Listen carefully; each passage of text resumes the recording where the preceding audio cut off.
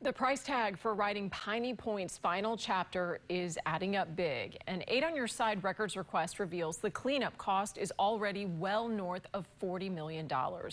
8 on Your Side senior investigator Walt Buteau joins us live with more on the process that's really only just begun. Walt. And this is apparently not part of the estimated $100 million needed to finally close this 20-year-old environmental nightmare, and definitely has nothing to do with red tide's financial impact on fishing, tourism, or the rest of the local economy.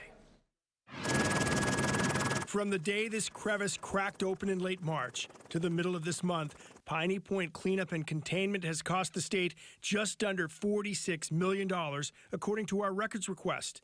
That's nearly $3 million a week. This isn't monopoly money. You're not pulling it out of thin air. Jacqueline Lopez is Florida's director of the Center for Biodiversity, now suing the state over its alleged mismanagement of Piney Point.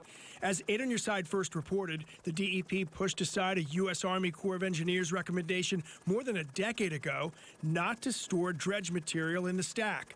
We also revealed the state was warned the liner was in bad shape about a year before this breach. Lopez says those and other red flags show the disaster, now blamed by many for feeding the Bay Area's red tide, was avoidable. What has been constant, though, throughout is the DEP's knowledge that Piney Point was a disaster waiting to happen. Within a short distance of Piney Point, there are hundreds of homes, including dozens in this high-end neighborhood.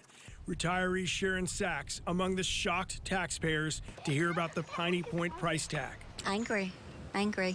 You know, I worked hard for my money. I worked for close to 37 years, and to hear this now, it's very upsetting.